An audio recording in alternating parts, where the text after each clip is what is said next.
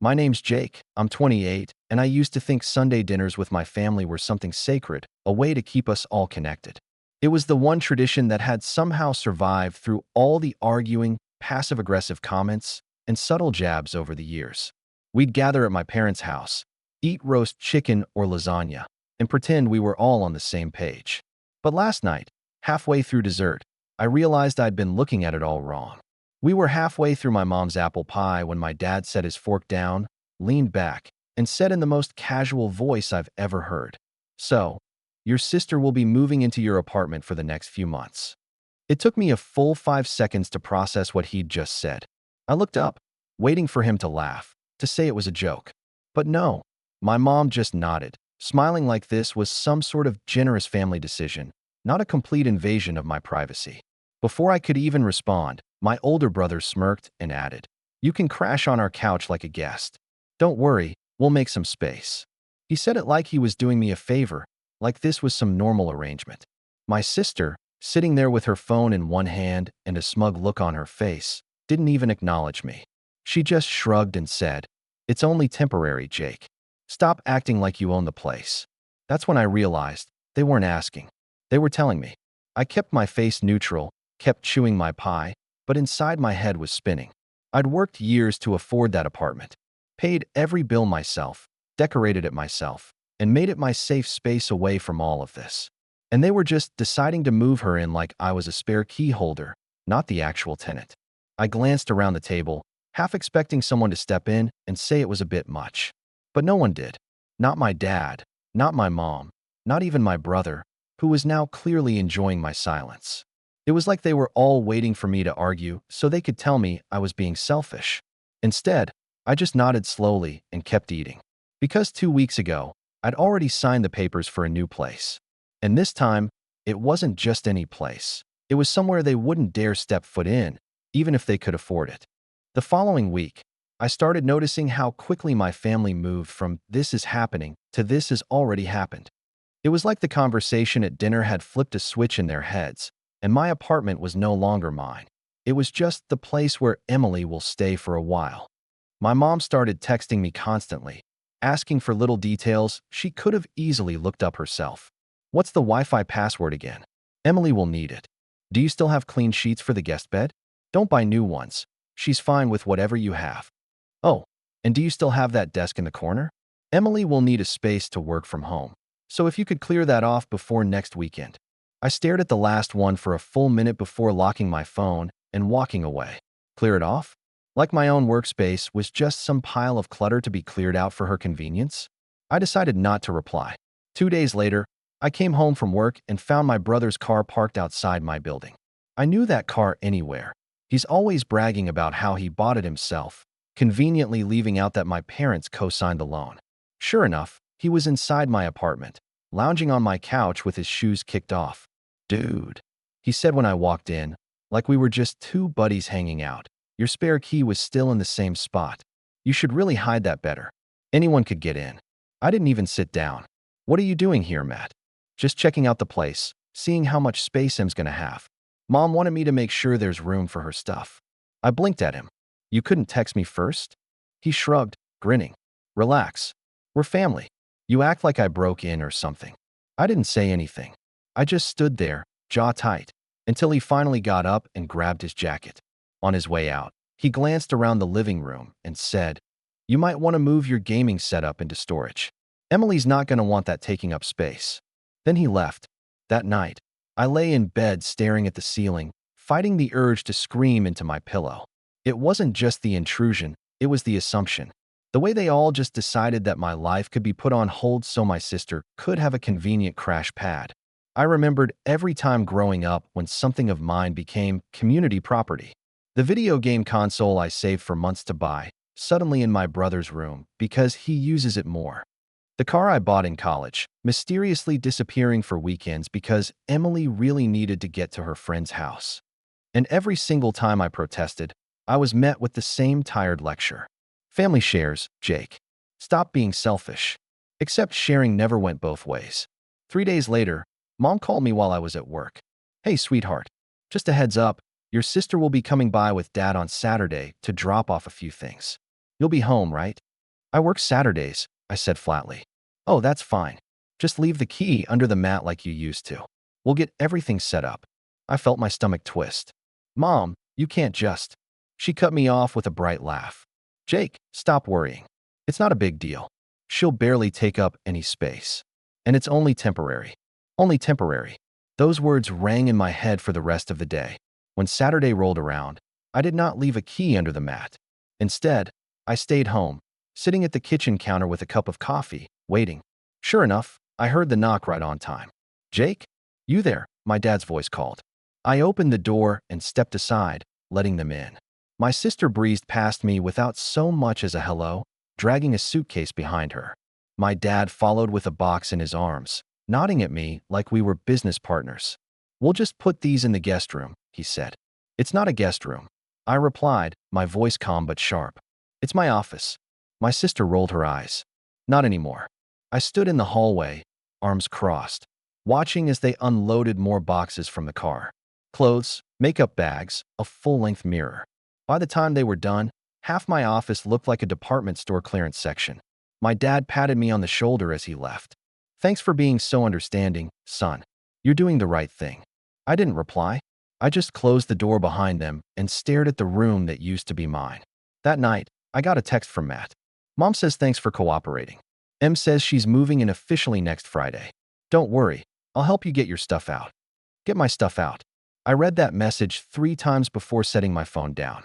My hands were shaking, not with fear, but with a strange kind of calm I hadn't felt in years. Because while they were all so busy planning how to rearrange my life, I was already 3 steps ahead of them. By the time the next Friday rolled around, I had convinced myself that maybe, just maybe, they wouldn't actually go through with it. That some part of them would realize how insane this was and back off. I left work early that day, just in case, and when I pulled into the parking lot I knew something was wrong before I even unlocked the door. My blinds were open. I never leave my blinds open. I unlocked the door and stepped inside, and felt my heart drop. The place looked completely different. My office wasn't my office anymore.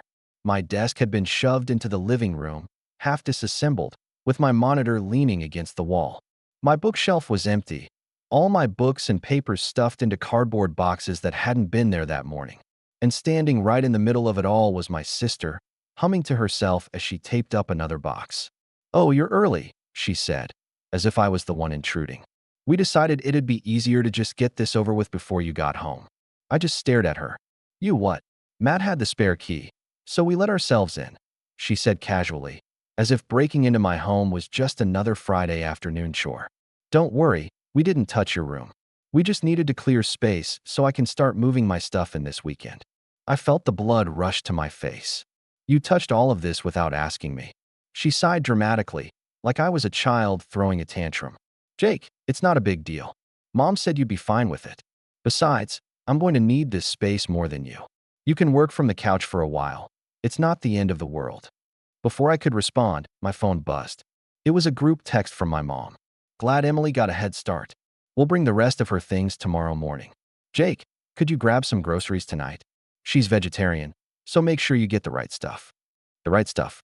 I walked into the kitchen, trying to calm down, but it was like everywhere I looked I saw another sign of how far this had gone. My coffee mugs were stacked differently. My fridge had new containers inside it, labeled with my sister's name. She had actually rearranged my fridge like she was the one paying rent. And then I saw it. On the counter was a small stack of envelopes, mail I hadn't opened yet. One of them was slit open. I grabbed it, and my stomach dropped when I saw what it was, a bank statement. You opened my mail? She didn't even flinch. Relax. Mom told me to check if you'd paid the utility bill on time, because we didn't want to move me in if the power was about to get shut off or something. Something inside me snapped. I didn't yell. I didn't throw anything. I didn't even raise my voice. I just said, very quietly, get out. She laughed. What? Get out. Her laugh faltered. Jake, stop being dramatic. I stepped closer, and for the first time in years, I think she realized I wasn't bluffing. This is my home. You don't touch my things, you don't open my mail, and you do not walk in here with a spare key like you own the place. Get out. Now. For a moment, there was silence. Then she rolled her eyes, grabbed her purse, and said, Fine. But Mom and Dad will hear about this. She slammed the door behind her. Not even 15 minutes later, my phone started blowing up. First, Mom. Jake, what on earth did you say to your sister? She's crying in the car right now. Then Dad, you need to get over yourself. She's your sister, and she needs a place to stay. You're acting like a selfish brat. And then Matt. Nice job, man. You made Mom cry. Hope you're proud. I didn't answer any of them. I just sat on the couch, staring at the boxes of my things that they had packed up without permission. My home suddenly didn't feel like my home anymore. It felt like enemy territory. I barely slept that night. Every time I closed my eyes, I saw my sister's face, heard her laughing as she taped up my life and shoved it into boxes. By morning, my anger had cooled into something sharper, something colder. I stopped by a hardware store on my way home from work that evening and bought a new deadbolt. By midnight, the spare key that Matt had used so casually was officially useless. But I didn't tell them that. Instead, I waited. And when Saturday morning came, and they all showed up at my door with boxes and bags and plans for Emily's new room, they found themselves standing in the hallway knocking on a door that wasn't going to open. And I stayed very, very quiet. I sat on the couch with a cup of coffee, phone buzzing on the table, and waited until the knocking stopped and the angry texts started pouring in. Because this was the moment I'd been waiting for. By Saturday night, my phone was a war zone. Missed calls from Mom, Dad, Matt, even a few from numbers I didn't recognize, probably my sister's friends, who had been drafted to help her move in. The group chat was a mess of messages, each one nastier than the last. Unbelievable. You've always been difficult, but this takes the cake. You're abandoning your family when they need you. You know Mom's blood pressure goes up when she's stressed, right? Hope you're happy. The one that got me the most was from my dad. You better think long and hard about what you're doing. Family doesn't turn its back on family. If you lock her out again tomorrow, you're not welcome at the house. Not welcome at the house. I just stared at those words until they blurred on my screen. It was one of those sentences that felt heavier than it should, like it was dragging years of history along with it. I'd been welcome my entire life, but only on their terms. I was welcome as long as I agreed to babysit, lend money, fix things, give rides, and generally make my siblings' lives easier. I was welcome as long as I never said no. But the moment I drew a line, suddenly I wasn't welcome at all. I didn't reply. Instead, I turned off my phone, left it on the kitchen counter, and went for a walk around the block. It was a quiet night, the kind of night where you can hear your own footsteps echo. For the first time in a long time, I let myself really think about what I wanted. Not what they wanted, not what they expected, not what would keep the peace. And what I wanted was peace.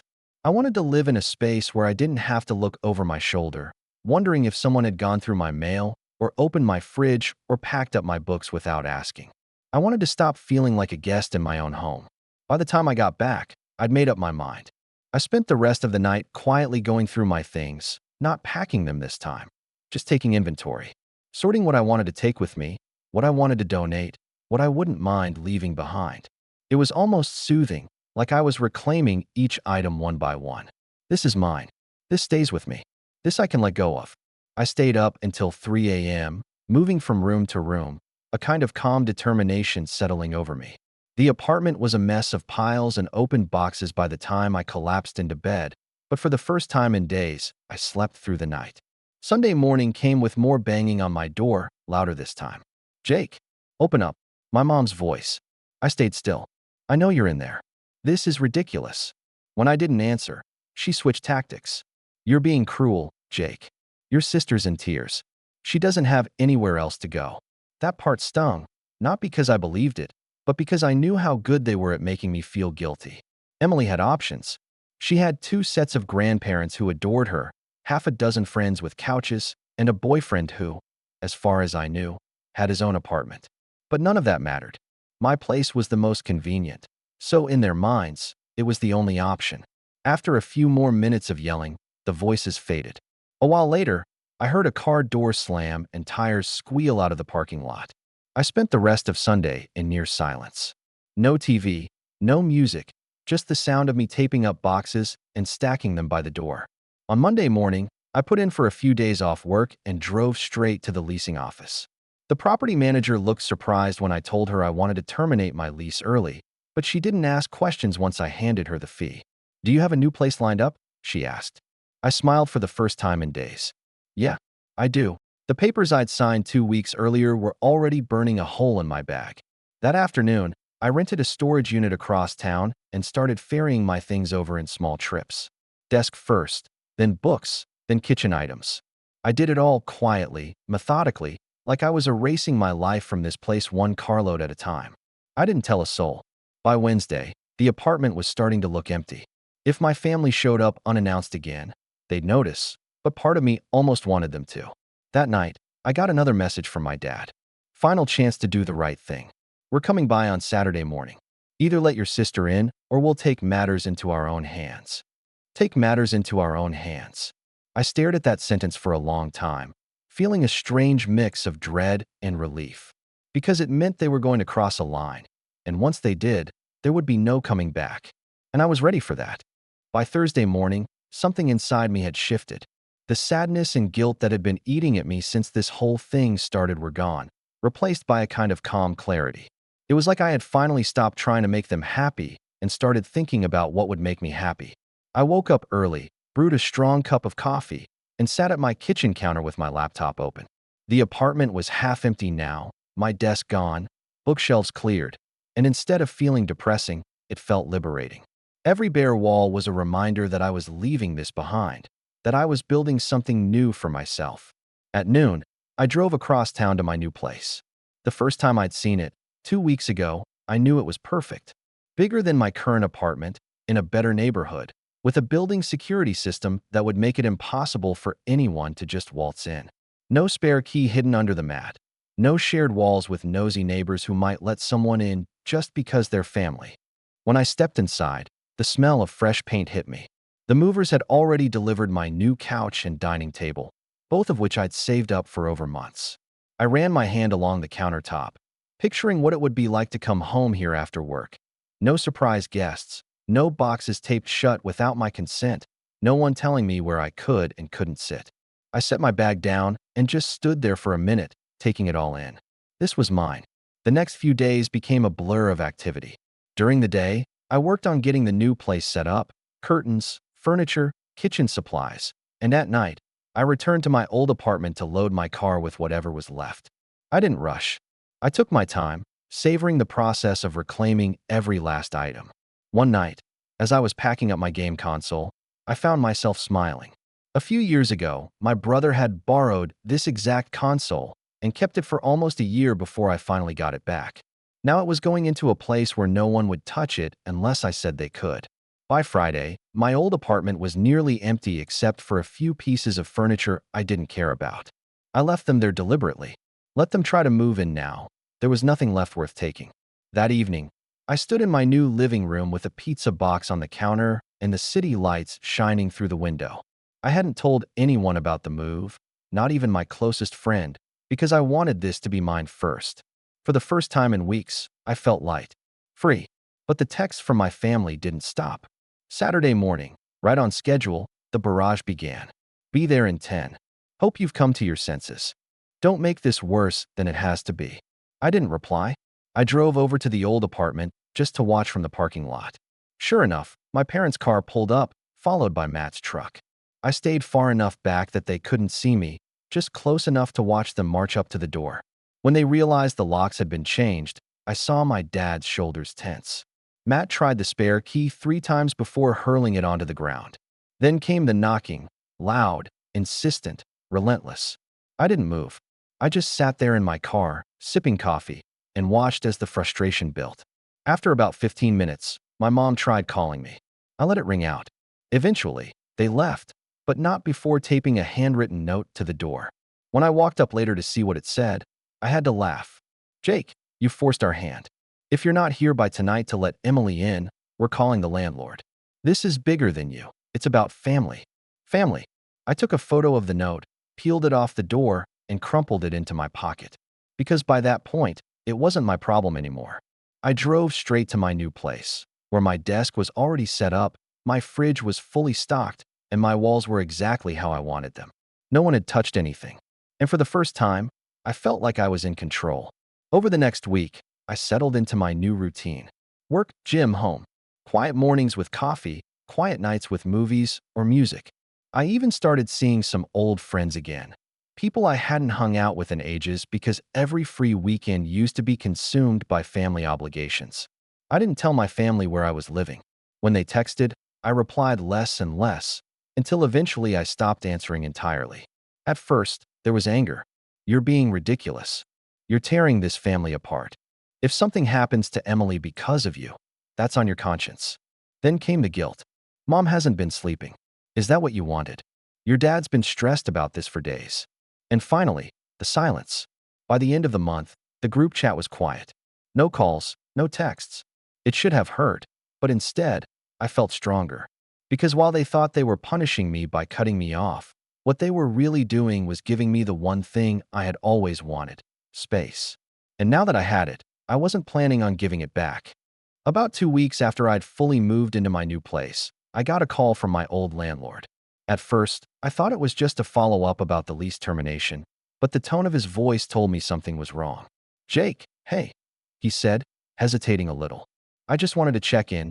Did you give your family permission to start moving things into the apartment after you moved out?" I sat up straighter. "No." "What?" He sighed. "I thought so. I went by to do the final walkthrough today and noticed some, let's just say, personal items in the unit. Women's clothing, a vanity mirror, a couple of boxes labeled makeup. The lease is still in your name until the end of the month, so technically you're responsible for whatever's in there." I felt a slow smile forming. "Thanks for letting me know. I'll take care of it." As soon as I hung up, I drove straight to the apartment. Sure enough, my sister had been busy. The office, what used to be my office, was now decked out with her things. A half-assembled clothing rack stood in the middle of the room, and there was even a framed photo of her and her boyfriend on the windowsill. I just stood there for a minute, taking it all in. This wasn't a temporary crash pad. She was moving in like this was hers, like she'd won. And the thing was, she hadn't even told me. She hadn't asked for a key. She hadn't even texted me. It was perfect. I snapped photos of everything. The boxes, the mirror, the photo. Proof that she'd taken over a space she had no legal right to occupy.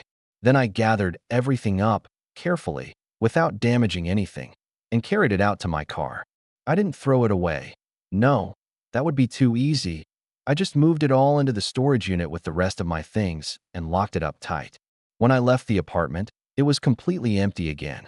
By the time I got back to my new place, my phone was lighting up with angry messages. "Where's my stuff? You had no right to touch anything. Mom and Dad are furious. You need to bring it back right now." I didn't reply. Instead, I opened my laptop and pulled up the photos I'd taken. Each one was time-stamped and geotagged. Solid proof. And while I was at it, I drafted a short, polite email to the landlord. "Hi. Just wanted to confirm that I've cleared the unit completely. There should be no further issues. Please let me know if anyone attempts to enter the property without authorization." I hit send and sat back, feeling something I hadn't felt in months: control. That night, I poured myself a drink and started thinking bigger. This wasn't just about keeping my sister out of the apartment anymore. This was about every single time they had steamrolled me. Every time they'd called me selfish for saying no. Every time they'd treated me like a backup plan instead of a person. I opened a notebook and started writing. Step 1. Secure everything. Bank accounts, utilities, digital passwords. I changed them all, one by one. No more just-in-case shared logins. No more documents sitting in unlocked drawers. Step 2. Cut off the spare keys. I called the leasing office and confirmed that I was the only person authorized to access the unit until the end of the lease. Then I double-checked the new place's security system. Step 3. Get leverage. And that's when things got interesting. While scrolling through social media that weekend, I stumbled across a post my sister had made. It was a photo of her sitting on my old couch, the one I'd left behind deliberately, with the caption, "Finally got my own place. Thanks to the best family ever for making it happen." Hundreds of likes, comments congratulating her, people asking when they could come over. And there, in the background of the photo, was one of the boxes I'd moved into storage, timestamped just a day earlier. I screenshotted everything. Then I checked her boyfriend's page, and sure enough, there he was bragging in the comments about how lucky they were that they didn't have to pay rent for a few months while they saved for a trip to Europe. That was the moment it all clicked. This wasn't about my sister being desperate for a place to stay. This was about convenience. About them using me to make their lives easier so they could funnel money towards something else. And suddenly, I knew exactly how to make this hurt. I spent the rest of the weekend setting things up, moving the last of my belongings out of the old apartment, scheduling the final inspection, and letting the landlord know I'd be turning in the keys early. I didn't tell my family a thing. Instead, I waited until everything was ready. Because when the moment came, when they showed up expecting to find my apartment waiting for them, they were going to be met with something much, much different. And I wasn't just going to tell them no this time. I was going to show them. Saturday came faster than I expected, but I was ready. I woke up early, made coffee, and sat at the counter in my new apartment. The quiet felt almost luxurious. My phone buzzed around 9 a.m. with a message from Matt. On our way. Hope you're ready to make this right. I didn't reply. Instead, I grabbed my bag, tossed my new set of keys inside, and drove across town one last time. I parked a few blocks away, out of sight, and walked up just as my family was arriving. I could hear their voices before I turned the corner. My sister laughing, my mom talking about how she wanted to repaint her room. My dad was carrying a box, and Matt had a mattress strapped to the back of his truck. The sight of it all almost made me laugh.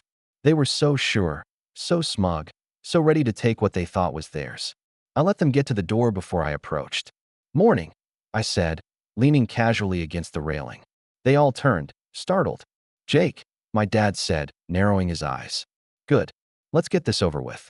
Open the door." I smiled politely. "Can't do that." "What do you mean you can't?" my sister snapped. "We've been more than patient. This drama has gone on long enough." "Oh, it's over," I said calmly. "Just not the way you think." I pulled the keys from my pocket, not the ones they knew, but the brand new set from my new apartment, and dangled them in front of me. "This place," I said, gesturing at the door. "It's empty. Completely cleared out. Lease is terminated. Keys are turned in. Whatever you thought you were moving into no longer exists." The look on their faces was priceless. "What?" my mom said, her voice barely a whisper. "You heard me," I said. "I moved out 2 weeks ago. I have my own place now. Somewhere you can't just walk into whenever you feel like it." My sister's face turned bright red. "You had no right." "No right." I cut her off, still calm, still steady. "This was my apartment. I paid the rent. I paid the utilities. And you decided, without asking me, that you were entitled to it. You packed up my things, opened my mail, used a spare key to let yourself in. You crossed every line there was to cross." I reached into my bag and pulled out my phone. "And just in case you think I'm bluffing, here's proof. Photos of your stuff in the apartment, dated and time-stamped. Screenshots of your little finally got my own place post. Messages from your boyfriend bragging about living rent-free. Do you want me to send these to the landlord?" Because I could. He wasn't thrilled when he saw what you'd done. My dad stepped forward, bristling. "Jake, this isn't necessary." "It is," I said quietly, holding his gaze. "Because this isn't about a room or a couch or who sleeps where. This is about the fact that you all decided my life was yours to control. And I'm done letting you." For a moment, there was silence. Then Matt swore under his breath, ripping the mattress off the truck and shoving it back inside. "This is insane," my sister hissed. "You're seriously just leaving me with nowhere to go?" I shrugged. "You have plenty of places to go. Grandma's, friends' houses, your boyfriend's. Or, here's an idea. You could get your own apartment, like the rest of us had to." She gaped at me, and I could see my mom about to jump in with another guilt trip, so I cut her off before she could start. "Don't," I said. "Don't tell me I'm cruel, or selfish, or tearing the family apart. I tried to set boundaries, and you ignored them. You forced my hand. This is on you." I slung my bag over my shoulder, gave them one last look, and said, "Enjoy the empty apartment. I'm sure the next tenant will love what you've done with the place." Then I walked away. Behind me, I heard my dad call my name once, sharply, but I didn't stop. I didn't look back. Instead, I got in my car, drove across town, and unlocked the door to my new home. It was quiet, sunlight streaming through the windows, the city humming faintly outside. I set my bag down, took a deep breath, and felt the tension drain out of my shoulders. For the first time in my life, I was completely, entirely free of them. But as satisfying as it felt, I knew it wasn't the end. Because now that I had distance and proof, I could finally decide just how far I wanted this to go. And I had a few ideas. I didn't hear from them for 2 full days after that Saturday confrontation. 2 blissful, quiet days where my phone stayed face down on the counter and I cooked dinner in peace. watched a movie on my new couch, and actually slept without waking up angry at 3 in the morning. But silence never lasts forever in my family. By Tuesday afternoon, the group chat came alive again. Only this time, it wasn't yelling. It was damage control. Jake, we overreacted. Your dad wants to talk. Clear the air. Your sister is upset, but she'll get over it if you apologize. Apologize. That word made me laugh out loud. I didn't reply. Instead, I waited until Wednesday, then sent them all a single message. Just a heads up, the lease is officially closed. The landlord has photos of the place completely empty and knows no one has permission to enter. If any of you try to access it again, it's trespassing. Take care. I expected anger. What I got instead was panic. Matt called first.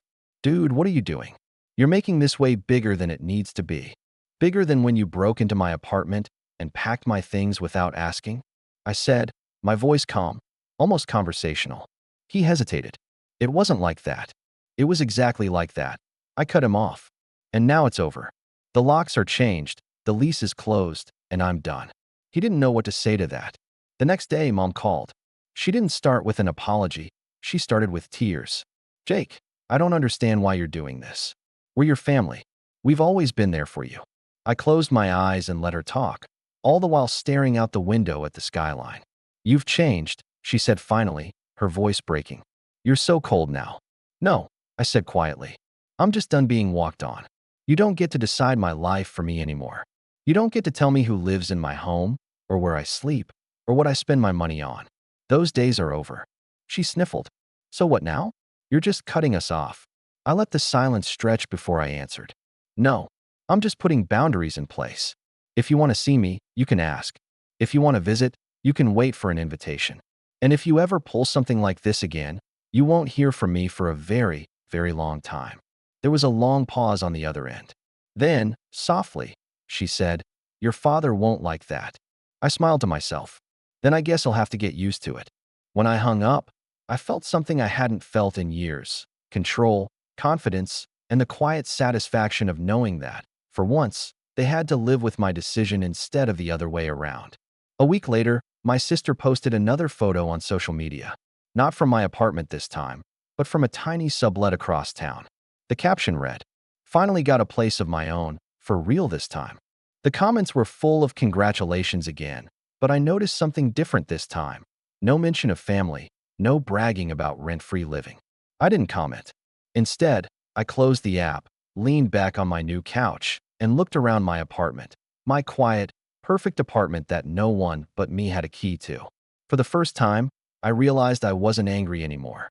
They had tried to take something from me, and I hadn't just stopped them. I'd taken everything back.